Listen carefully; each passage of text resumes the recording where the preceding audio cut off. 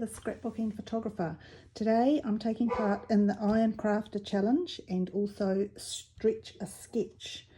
So for Stretch a Sketch we are given a sketch such as this, which is a 12 by 12, and to stretch it we make it into a bigger layout, so from 1 page to 2.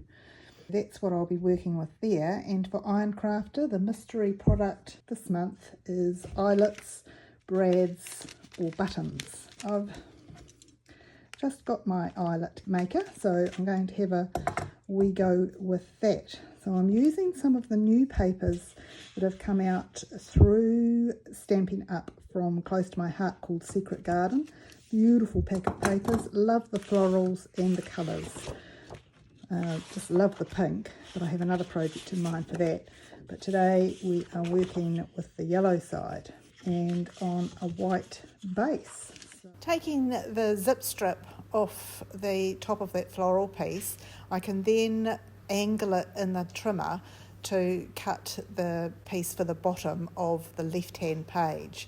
So then when I do the other side, I want the flowers up the same way, so I'll straighten the edge first and then mirror the cut on the left hand page so I get exactly the opposite in the right with the flowers still the right way up. Then I'll bring the white cardstock in so that you can see what I'm planning. These two are the bottom portion in line with the sketch, and then I'm going to bring a strip of this very pretty lacy kind of pattern on top of the honey butter in to edge those with. Now I need to go diagonally and it doesn't fit into the trimmer particularly well, so I'm using the lines on the cardstock to trim it so it's relatively straight, and then I'll cut the other strip to go on the left hand page as well. So this one is way too long to go in the trimmer and it actually cuts into the tip of the zip strip, so I'll turn that over and keep the zip strip intact. So you can see when I put them together that they'll line up quite nicely. So I'll use my pencil just to mark the edge so I get the straight line to go down the edges of the page. So these scraps that I'm cutting off I'm keeping to one side so that we can use them later. And then I'm going to put some eyelets in to hold all of this together. So I'm just marking with my ruler 5 spots along there where I can punch some holes using the hole punch and then put the eyelets in above that. But before I do that, I want to stick the trim onto the bottom piece and make sure that I stick it in the right place with just a little piece of the under pattern showing above the top. So this hole punch just came from Spotlight, which is a craft store that we have in New Zealand, and it just punches the one hole, which is often quite handy. And then the eyelet tool also came from Spotlight, and it's again a similar design, and you put one end over the rounded edge and another end underneath and it squeezes it together. Ideally it's designed for fabric, but it seems to work okay with the paper as well, even though it's just a little bit thinner than perhaps ideal. So I've chosen all gold eyelets to go through here, which seem to fit quite well with the lemony colour. There's a selection of colours that come with the initial kit with the eyelet maker, and I do believe you can get one which will cut the holes and put the eyelets in further into the page if you need it, which would be quite handy. But anyway, this is where it's going to go, but before I stick it down, I want to add a little bit of white ribbon through those eyelets. You have to be careful when you thread it through from the back end because sometimes the ribbon can catch on the rough edge of the eyelets that's been squeezed underneath. But it's okay going from the front, I'll just be a little bit careful when I come up from the back. So threading it through from one end to the other, I want a little bit left over at each end. And on the edge by the end of the page, I'm going to tie a little knot in it there, and then I'll thread it back through so that it's nice and firm and secure that tail down with a little bit of the tape runner. And then threading it through the other end, I'll just trim that side off a bit and tuck it down underneath with a little bit of tape runner on the back of it. and then I can stick it down on the page. So putting the double-sided tape down 3 sides, leave the top open, and that will act as a little bit of a pocket where I can tuck some photos or ephemera or different things underneath. So that's that side done, and then I will do exactly the same process with the left hand side, starting with just making sure I mark where the edges of the page are and trimming the edges off that lacy piece so that they are straight up against the page. And then I will stick that down and then turn it upside down so that I can mirror it against the right hand page and mark the spots evenly on the top where the eyelets need to go. So again, I've just made sure that there's a little gap at the top so we can see some of that paper underneath. And then, as I say, mark these 5 little circles so that they are symmetrical on the other side, and then go through and trim them or make them with the hole punch first, and then add the eyelets. And while I'm doing that, I'll just tell you about the Iron Crafter Challenge, which has a different mystery item each month for us to use. So I've never really used eyelets in my scrapbooking, so having it as the mystery item this month has really pushed me a little bit outside my comfort zone, and I'm really happy with the outcome that we got. So if you want to join along with the Iron Crafter Challenge, then you can find it under the Peace, Love, Craft Clubhouse, which is run by Tara O'Rourke and Anna Veach. So now I've got all of the eyelets in along that border. I'll cut another piece of white ribbon and thread it through in a mirror effect from the right hand page. So it will seem continuous. That's why I haven't knotted it in the middle. I'll just stick that down with a little bit of tape runner and thread it through the other eyelets to come out at the other end and tie it in a knot like I did on the right hand one. And then once that's stuck down with its little tail, I can turn it over and put some of the double-sided tape on the 3 sides on the back to stick it down on the white cardstock, and there we have both pages complete.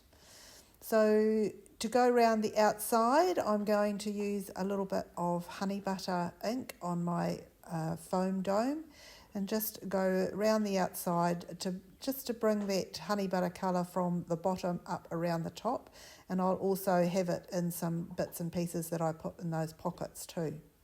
So we'll move on to making some of those little bits and pieces, and I've got my all-purpose mat and this paper doily, which I'm going to run around with the blending brush and bring a little bit of that yellow colour in. These paper doilies are great, and you can get a different range of sizes just from your craft shop or even the supermarket sometimes, and I have found some really tiny little ones which look lovely. So these ones are a medium size, and I've just used one and cut it in half.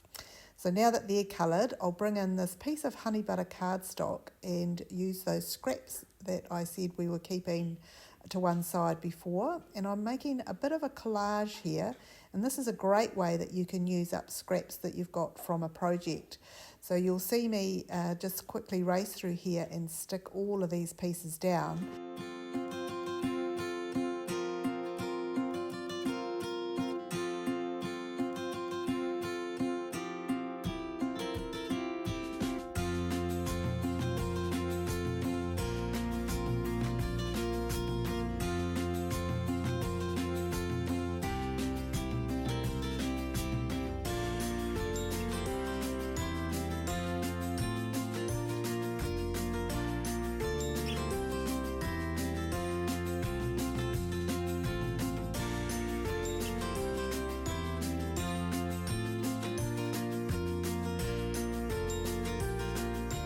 Now I'll just trim around the outside to get some nice clean edges, and then I'll get rid of those few scraps that we've got left and leave it to dry for a little bit. When it's dry, I can come back and cutting 2.5 inches wide. It can be a little bit tricky to cut through. As you can see, I'll just tidy up with a pair of scissors. But what I'm going to end up with here are 4 tags or 4 pieces that I'm going to make into tags. And you can see how adding those scraps in just a random way has made some quite interesting different tags using the same colour scheme as it's in the pages, and adding the zip strip of the stripes has just brought in a different texture. So using a piece of scrap cardstock, I've made it the same width, folded it in half and cut the corners off, and that way I can use it as a template to go around these tags and get them all evenly cut on the edges. And then I'll use the hole trimmer again and make a hole in the middle, and then I'll go through and add the eyelets just as we did at the top of the pockets that we did at the bottom. And I'll also put some white ribbon in the top of them. So then I'll have the 2 halves of the doily and the 4 tags to use on the top.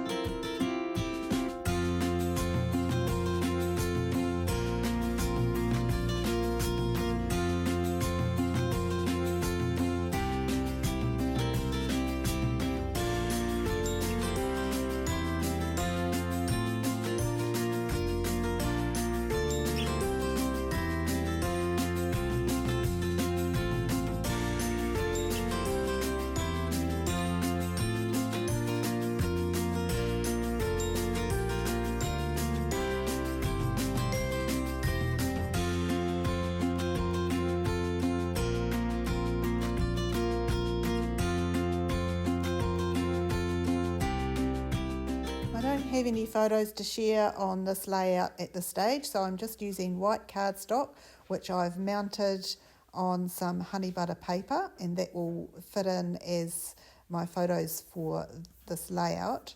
So I'm just dry fitting things at the moment in these pockets as per the sketch, and just shuffling around. I think my photos will be a little bit bigger than in the sketch. So I've got a couple of tags and the doily to go behind the photos on each page. I'm really looking forward to seeing what other people come up with in the hops for both the iron crafter using the eyelets and also Stretch a Sketch. So Stretch a Sketch has a different layout each month. It might be for a card or a small page, or as for this month, a 12 by 12 that you stretch into something bigger. So this is my first entry for Stretch the Sketch, so I'm looking forward to trying some other ones over the months to come. So now I've got those all positioned where I want them, I'm just looking at the sticker sheet and picking a couple of different things that I can pop on the inside of those photos.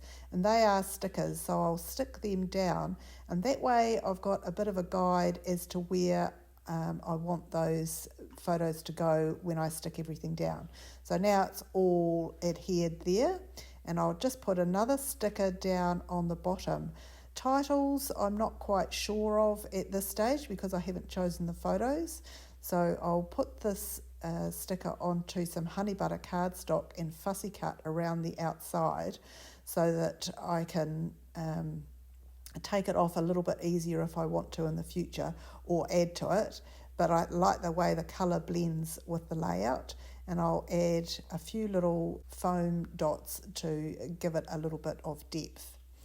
And then I'll also add a bit of doily behind it, and I'll tuck that underneath the little upside down pocket that we've ended up with there, so that it looks like it's coming out from underneath, and trim it obviously on the side so that it fits, and add a couple of little flowers around the outside.